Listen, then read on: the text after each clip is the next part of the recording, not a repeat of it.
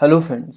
आज की इस वीडियो में हम लोग देखेंगे कि इंडस वैली सिविलाइजेशन में कहाँ कहाँ और कौन कौन सी सील्स मिली हैं और ये सील्स किस काम में आती थी।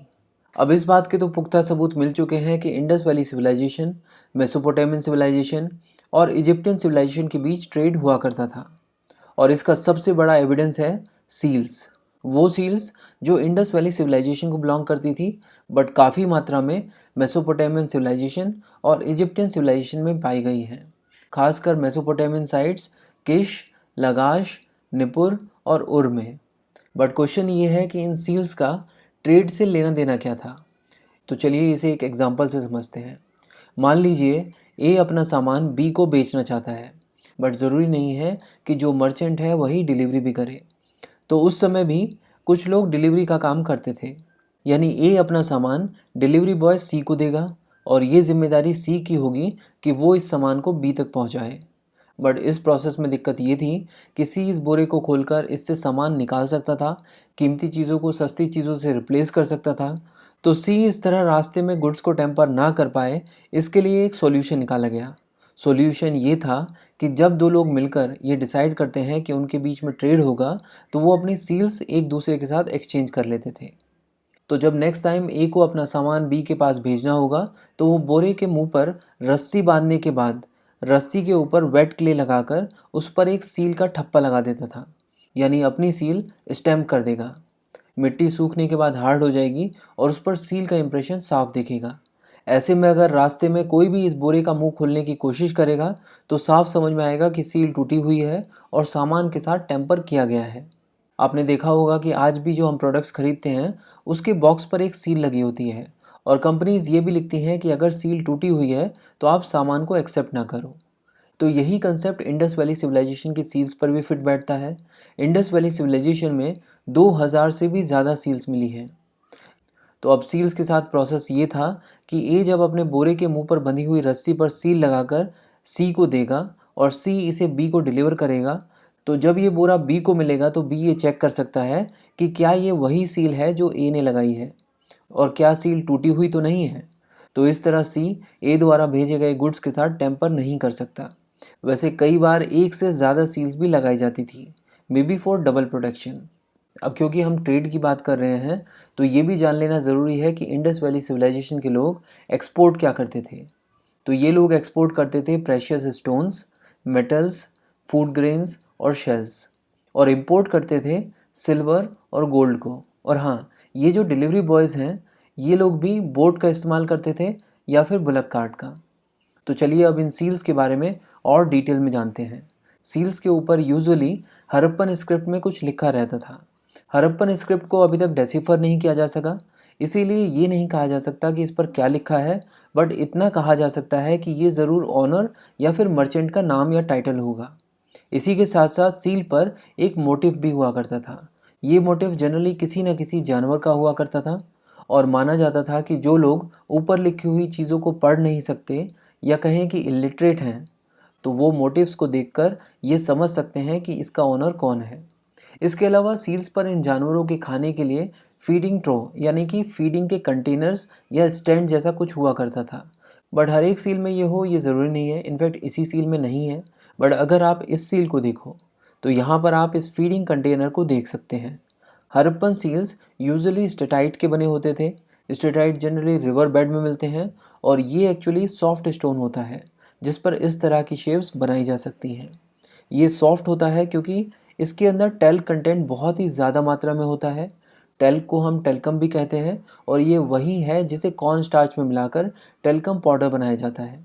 इस टेल्क में हाइड्रेटेड मैग्नीशियम सिलिकेट की मात्रा बहुत ज़्यादा होती है जो कि इस स्टोन की सॉफ्टनेस में कंट्रीब्यूट करती है। इन सील्स की लेंथ 0.5 इंच से 2.5 इंच तक हुआ करती थी और वैसे तो ज़्यादातर ये स्टेटाइट में ही बने होते थे, बट कुछ seals agate, chert, copper, faience, calcite, terracotta, silver, gold और आइवरी में भी बनी होती थी। वैसे ज़्यादातर सील्स जो मिली हैं उनकी शेप स्क्वायर है और उन पर बना हुआ है एक सींग वाला हम्पलेस बुल, जिसे हम यूनिकॉर्न भी कहते हैं। तो ये जो यूनिकॉर्न सील है ये सबसे ज़्यादा कॉमन सील है जो कि इंडस वैली सिविलाइजेशन में हर जगह मिली है और बहुत ही ज़्यादा मात्रा में मिली है। फॉर एग्जांपल मोहनजोदारो में जितनी भी सील्स मिली हैं उनमें 60% सील्स यूनिकॉर्न सील्स हैं और हड़प्पा में 46% सील्स यूनिकॉर्न सील्स हैं। तो जैसा कि हमने कहा कि सील्स में सबसे कॉमन शेप स्क्वायर है, बट सील्स और भी कई सारी शेप्स में मिली हैं, जैसे कि रेक्टेंगल शेप में। इस रेक्टेंगुलर शेप में सील्स पर सिर्फ इंस्क्रिप्शंस हैं, यहाँ पर कोई भी मोटिफ नहीं होता था। इसके अलावा ट्रायंगुलर, सर्कुलर और सिलेंड्रिकल शेप्स की भी सील्स मिली हैं। और हाँ, हमने कहा कि सबसे common seals Indus valley civilisation की है स्क्वायर शेप हम्पलेस बुल यानी यूनिकॉर्न सील्स। बट इसके अलावा भी बहुत सारे सील्स हैं जिन पर दूसरे एनिमल्स थे, जैसे कि humped bull, rhino, tiger, elephant, buffalo, bison, goat, hare और क्रोकोडाइल। कहने का मतलब यूनिकॉर्न के अलावा 9-10 एनिमल्स और हैं जो सील्स पर देखने को मिलते हैं। ये लिस्ट कंप्लीट है, इसके अलावा और कोई एनिमल सील पर नहीं देखने को मिला, इनफैक्ट काऊ भी नहीं। इसके अलावा एक बात और, कुछ सील्स के बीच में एक छोटा सा होल हुआ करता था, जिससे ऐसा लगता है कि यहाँ के लोग इन सील्स को गले में भी लॉकेट की तरह पहना करते होंगे। तो ये तो बात हो गई उन सील्स की जिन पर एनिमल मोटिव्स थे, बट कुछ सील्स पर धार्मिक टाइप की भी चीज़ें थी, जैसे कि अर्थ mother seal.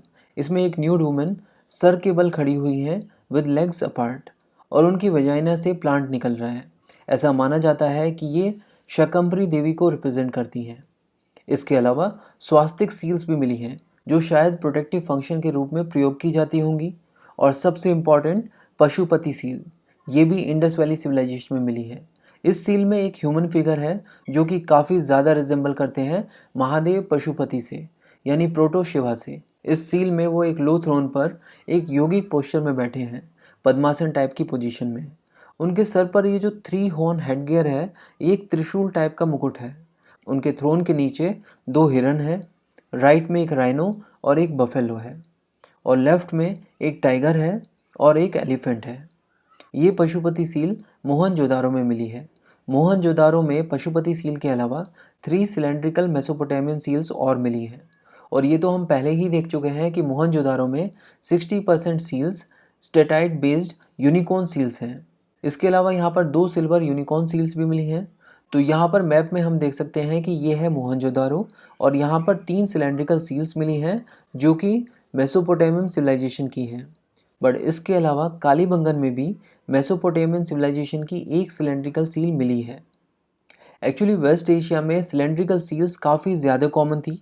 Indus valley civilisation में इतनी ज़्यादा कॉमन नहीं थी, यहाँ पर सबसे ज़्यादा स्क्वायर शेप्ड ही कॉमन थी। बट फिर भी एक सिलेंड्रिकल सील कालीबंगन में और मिली है जिस पर इंडियन मोटिफ है, यानी ये cylindrical seal Indus valley civilisation की ही है।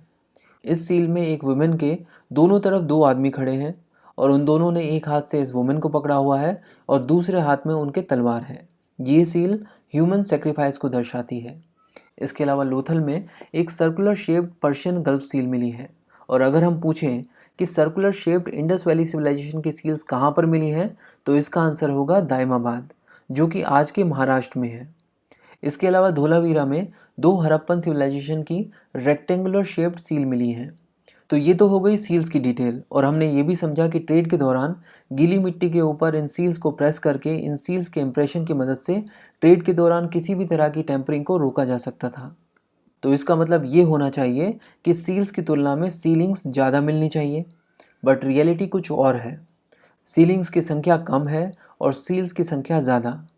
इसका एक कारण तो ये हो सकता है कि सीलिंग्स इतनी स्ट्रांग नहीं होती, टेम्पररी पर्पस के लिए बनाई होती हैं, तो आर्कियोलॉजिस्ट को नहीं मिल पाई होंगी। बट आर्कियोलॉजिस्ट को ऐसा भी लगता है कि शायद इन सील्स का ट्रेड के अलावा भी कुछ और यूज़ हो सकता है। फॉर एग्जांपल, ये सील्स आइडेंटिफिकेशन मार्कर्स या फिर आईडी कार्ड्स की तरह काम करती हो, या हो सकता है कि खरीदने और बेचने के दौरान इनको टोकन के रूप में दिया जाता हो, या फिर ये सील्स ये रिप्रेजेंट करती हो कि कौन किस कम्युनिटी को बिलोंग करता है। और क्योंकि अराउंड 10 एनिमल्स मिले हैं इन सील्स पर, तो क्या पता उस समय 10 कम्युनिटीज़ हों। अगर ऐसा है तो यूनिकॉर्न कम्युनिटी शायद सबसे पावरफुल कम्युनिटी होगी, क्योंकि सबसे ज़्यादा सील्स उसी की मिली हैं। वैसे इन सील्स का उपयोग जो भी हो, हमने इनसे रिलेटेड सभी डिटेल्स को कवर कर लिया है। इस वीडियो का PDF आप बुक्सतवा ऐप से डाउनलोड कर सकते हैं, लिंक डिस्क्रिप्शन में मिल जाएगा। इंडियन पॉलिटी और इंडियन हिस्ट्री को डिटेल में कवर करने के लिए बुक्सतवा की प्लेलिस्ट को फॉलो कीजिए। Thank you for watching and supporting बुक्सतवा।